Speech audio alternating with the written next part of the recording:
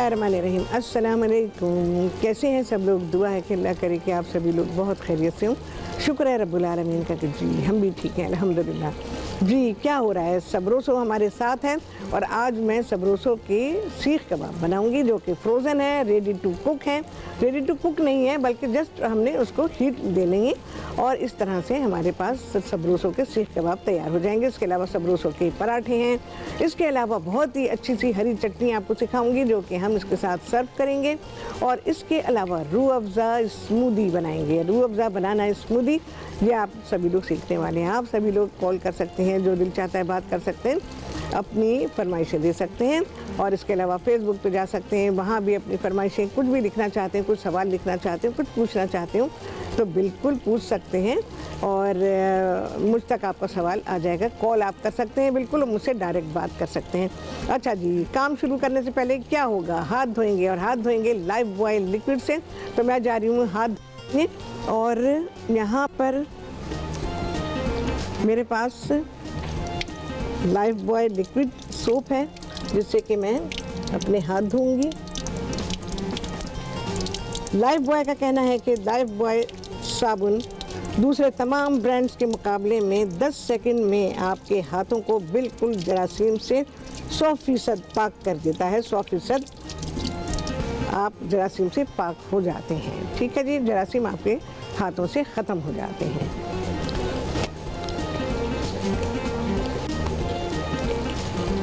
यहाँ मैं बना रही हूँ, अब बने बनाए कबाब हैं। बस सर्विंग से ज़रा सी देर पहले आपने पैकेट निकाला। पैकेट जो निकालेंगे आप तो उसको आपने डिफ्रॉस्ट नहीं करना है, ठीक है। फ्रीज़र से निकाल के डायरेक्ट अपने पैन में डालना है। पैन आपका यहाँ पर मैंने रखा हुआ है, गर्म होना चाहिए। बहुत ज़रा सा कुकिंग ऑयल इसमें शामिल करूँगी।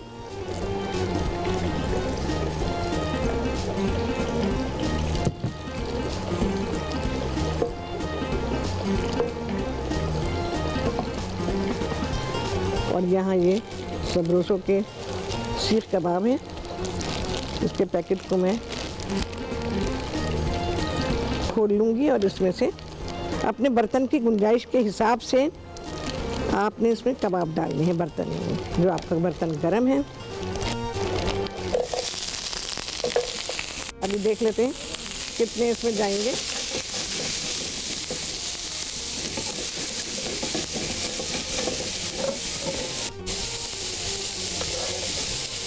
जरा सा कुकिंग ऑयल में शामिल करूंगी इसमें।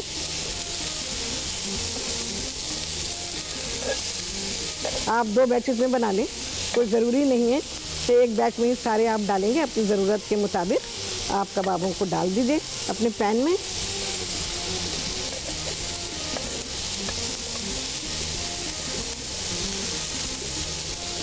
बहुत ही ज़रा सा कुकिंग ऑयल शामिल करूंगी मैं। एक तो ये होगा कि इसको रिफ़्रेश करने में आसानी होगी, दूसरे पे ग्लॉस आ जाएगा, बहुत ही अच्छा सा ग्लॉस आ जाएगा।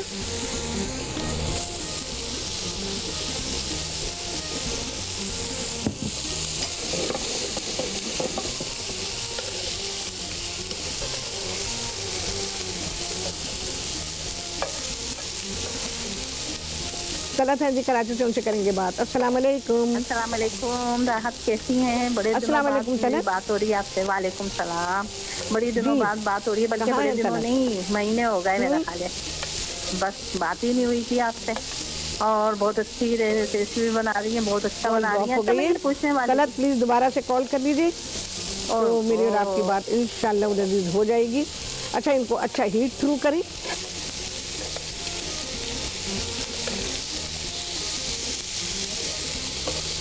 जैसे मैंने कहा अपनी बर्तन की गुंजाइश देखते, मेरे बर्तन में गुंजाइश है लेकिन फिर भी मैंने ज़्यादा नहीं डाले हैं। हम 2 बैच में बना लेंगे।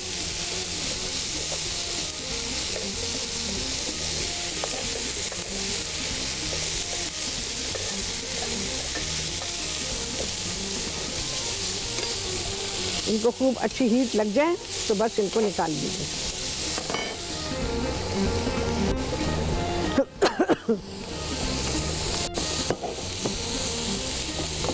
चलिए मैं इनको निकालती हूँ। दूसरा बैच डाल देती हूँ मैं। ऑयल डालने से कि थोड़ा ग्लॉस उसके ऊपर आ जाएगा और उसको रिफ्रेश करने में भी हेल्प करेगा।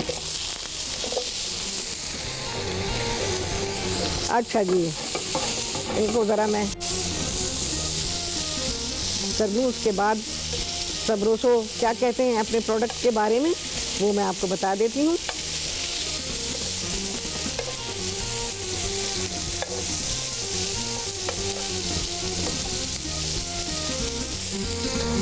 अच्छा जी, सबरोसो कहते हैं कि रमज़ान का नाम सुनते ही हमारे जहन में जो पहली कुछ चीज़ें आती हैं उनमें से एक है इफ्तारी, जिसमें मज़े मज़े के खाने पकौड़ों के बगैर इफ्तार का टेबल अधूरा लगता है। और उसी टेबल पर अगर समोसे और कचौरी रख दी जाए तो इफ्तार का मज़ा और भी बढ़ जाता है।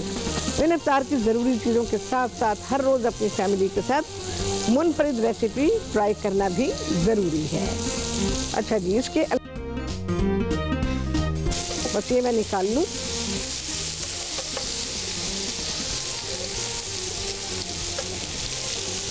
इनको पकाना नहीं है ज़्यादा, इस बात का ख्याल रखिएगा।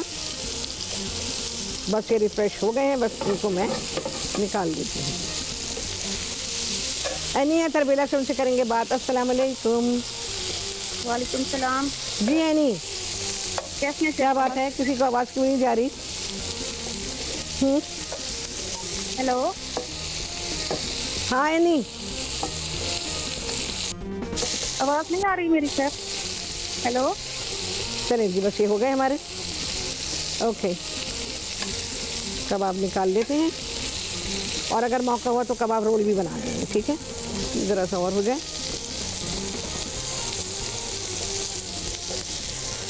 खाना आपका बिल्कुल आसान और ठीक है। इसको मैं साइड पे रखूँगी।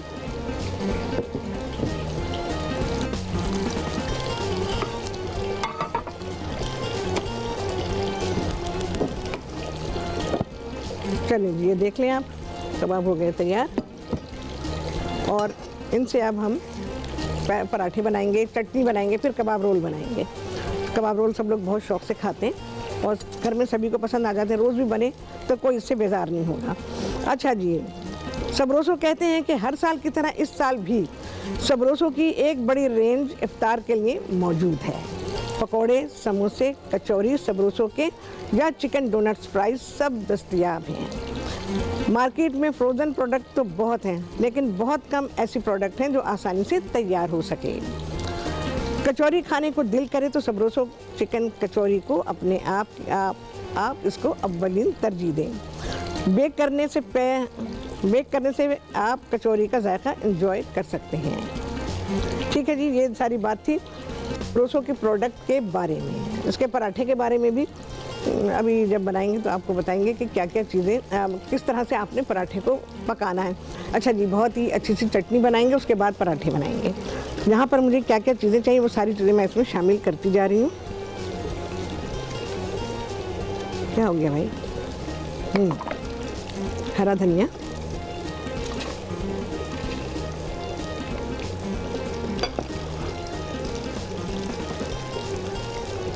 पुदीने के पत्ते हैं। अच्छा जी, 2-3 हरी मिर्चें ले लें, 1 गड्डी हरे धनिया की, थोड़े से पुदीने के पत्ते हैं और छोटे छोटे 3-4 लहसुन के जवे हैं। छोटे जवे हैं आज मेरे पास, बड़े नहीं हैं, तो 2-3 हरी मिर्चें डाल सकते हैं आप इसमें। ब्लेंडर्स पूरी तरह नहीं पीसते तो चॉप करके डालें। कुटी हुई लाल मिर्च डालूंगी थोड़ी सी, 1 चाय के चमचे के बराबर, इससे ज़्यादा ना डालें। चटनी में बहुत मिर्ची नहीं अच्छी लगती, चटनी का अपना फ्लेवर सब ख़त्म हो जाता है। अच्छा जी, ये है मेरे पास ज़ीरा, सफ़ेद ज़ीरा है, उसे कूट के या पीस के डालें। तकरीबन 1.5 चाय का चमचा है ये। नमक डालूंगी और इमली का पानी है, पतला पानी है, गाढ़ा वाला नहीं है। थोड़ा सा चाट मसाला ऑप्शनल है, चाट मसाला ऑप्शनल है, डालना चाहें ठीक है, नहीं तो मैं वैसे तो इस्तेमाल करूँगी। 1 चाय का चमचा मैंने इसमें डाल दिया है। और ये इमली का पल्प नहीं है, पानी है, पल्प गाढ़ा होता है।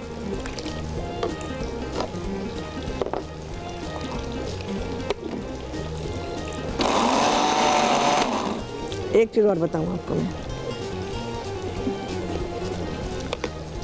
शुगर डालूंगी ज़रा सी, 1 चाय के चमचे के बराबर, बस, इससे ज़्यादा नहीं। चलिए बिस्मिल्लाहिर्रहमानिर्रहीम। इसी में करनी है मुझे, पतला नहीं करना।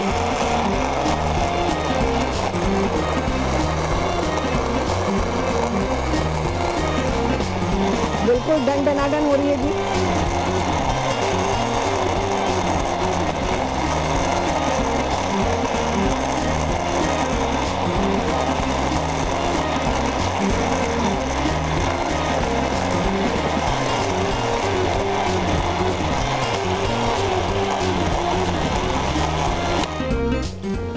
चटनी हो गई है,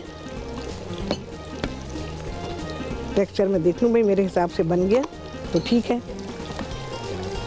चटनी को जैसे हम इसका ढक्कन खोलते हैं ज़रा अपने आप को पीछे कर दें ऐसे, क्योंकि फ्यूम्स होते हैं, मिर्चें डाली होती हैं ना, तो वो ज़रा परेशान करती है। देखें मेरा ख्याल है मुझे थोड़ा सा और करना चाहिए, इसको थोड़ा सा और फाइन करना है।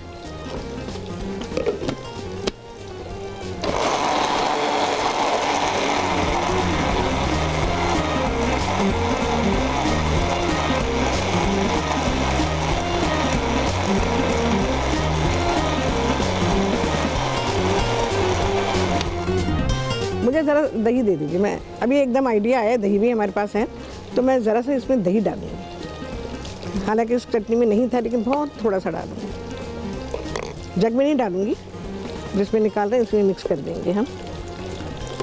देखिए जी, इतनी अच्छी वाली चटनी हमारी तैयार हो गई है। पर देखो बहुत सारी चीज़ें ऐसी होती हैं कि ये ज़रूरी नहीं है कि जी हमने कंपाइल की हुई है तो बस हमें यही करना है। आइडियाज़ आती हैं, प्रोग्राम के दौरान भी आ जाते हैं, तो प्रोग्राम के दौरान भी चीज़ें अवेलेबल हैं तो हम कर सकते हैं। चलिए ये हुआ, ये हमारा ब्लेंडर जाएगा धुलने के लिए।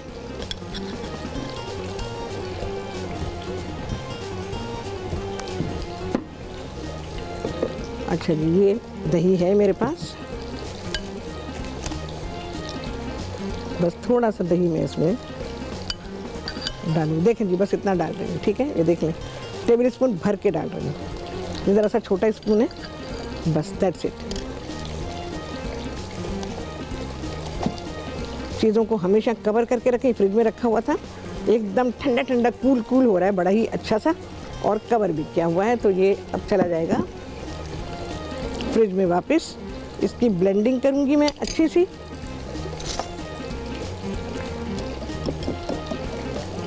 और हमारी चटनी डन-डनाट है, ठीक है जी।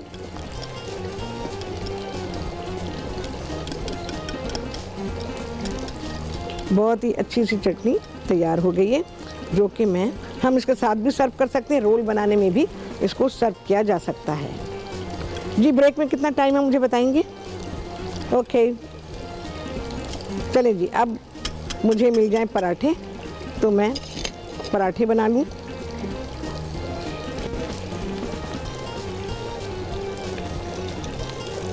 इसको ज़रा चीज़ों को मैं साइड पे कर दूँ। अच्छा, चाट मसाला मैंने इसमें डाला है, चाट मसाले के बारे में मैंने आपको बताया, ऑप्शनल है। चटनी में मैं हमेशा नहीं डालती हूँ, कभी कभी डाल देती हूँ, लेकिन जब हम रोल बना रहे होंगे तो मे बी कि हम उसमें भी इसको इस्तेमाल करेंगे।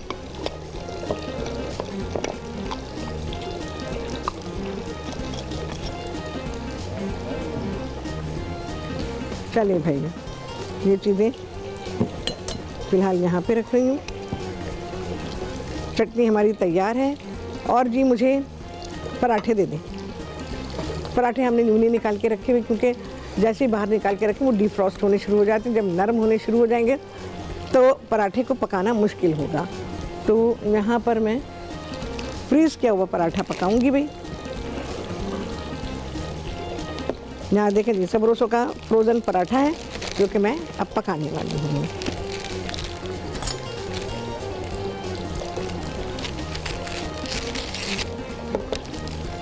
अच्छा, पराठों को बाहर निकाल के नहीं रखेंगे, ये याद रखिएगा। पराठे आपने जब पकाने हैं तभी आपने उसको निकालना है। बहुत ही थोड़ा सा कुकिंग ऑयल डालूंगी,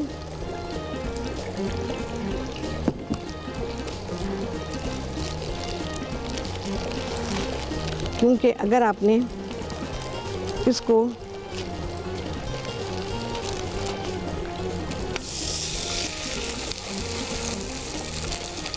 बाहर निकाल के रखा तो आप हैंडल नहीं कर सकेंगे, चिपक जाएगा बिल्कुल ही, और फिर आप इसको पका नहीं पाएंगे। ये हीट लगने से पकेगा और सेटल हो जाएगा।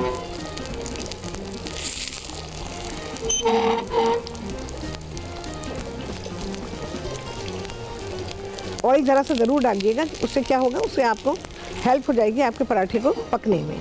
ऐसे तो उसमें फैट डाला हुआ है, लेकिन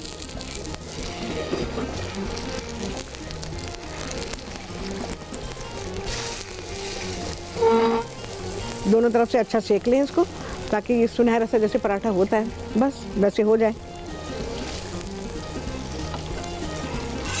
अच्छा जी, यहाँ पर पराठे और कबाब हो गए तैयार। रोल नहीं बन पाएगा क्योंकि टाइम नहीं है इतना।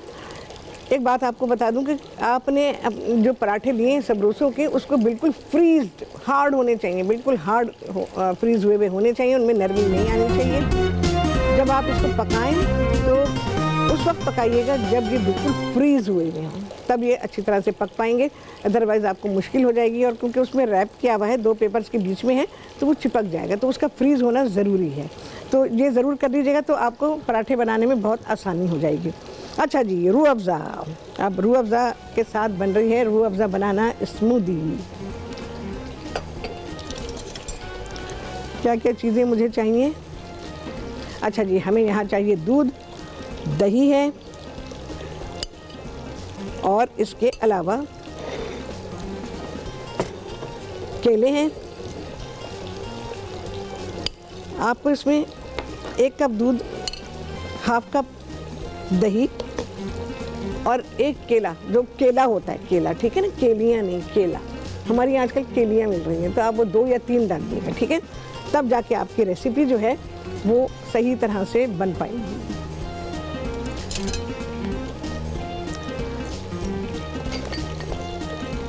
अच्छा जी, यहाँ पर रूह अफ़ज़ा का पैगाम भी है जी। तो रूह अफ़ज़ा क्या कहते हैं? रूह अफ़ज़ा के बारे में कहते हैं कि रूह अफ़ज़ा एक कुदरती और ताजगी बख्श मशरूब है जो फलों, सब्जियों, सेब, नारंगी, अनार, पुदीना, खीरा और गुलाब की पंखुड़ियों के अर्क से बना है। रूह अफ़ज़ा 110 साल से ज़्यादा अरसे से हर किसी का पसंदीदा सुर्ख मशरूब रहा है। रूह अफ़ज़ा साल भर और हर मौसम में इस्तेमाल होता है, गर्मी, बारिश और सर्दी, हर मौसम में, और रमज़ान में तो बहुत ही ज़्यादा। और इसमें रूह अफ़ज़ा जाएगा भाई। तो सबसे पहले मैं इसमें शामिल कर देती हूँ, नहीं पहले दही डालूँगी।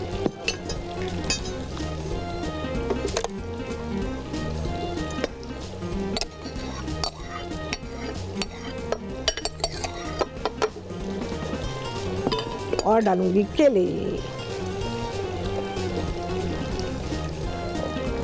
और इसको मैं ब्लेंड करूँगी।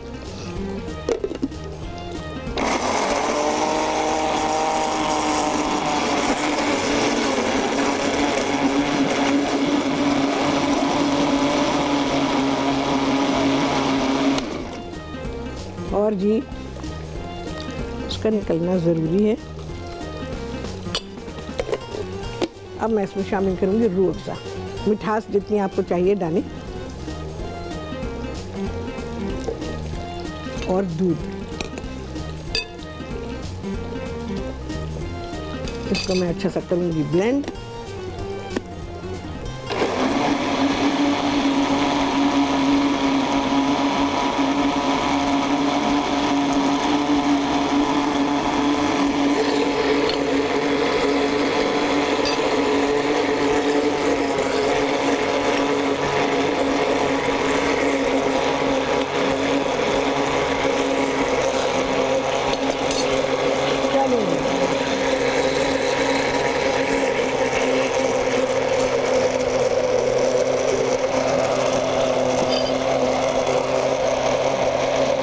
And done. ढेर सारी बर्फ़ के साथ इसको सर्व किया जाएगा।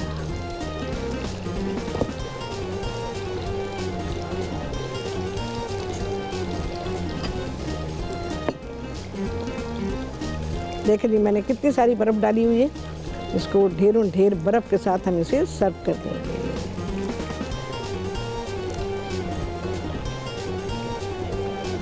बना के थोड़ी देर फ्रिज में रख दीजिए और उसके बाद चाहे बहुत ज़्यादा बर्फ़ ना डालना चाहें, क्योंकि जब आप सर्व कर रहे होंगे तो उसी वक्त तो आपको बर्फ़ चाहिए होगी, लेकिन अगर आपने इसको ठंडा किया हुआ तो फिर आपको इतनी ज़्यादा बर्फ़ की ज़रूरत नहीं होगी। जब ये हमारी फाइनल प्रेजेंटेशन आ जाएगी, ये हमारा पूरा खाना तैयार हो गया है। ये आपका इफ्तार भी है और ये आपका खाना भी है, और पीने के लिए बेहतरीन मशरूब भी तैयार है जो कि रूह अफ़ज़ा से बनाया गया है, और इसके अलावा खजूर है, और हमारा साथ में टमाटर और सलाद के तौर पे टमाटर और प्याज वगैरह सब रखी हुई है। तो ये आपका खाना भी है और आपका इफ्तार भी है, ठीक है। सारी चीज़ें बहुत डिटेल में मैंने आपको बता दी हैं।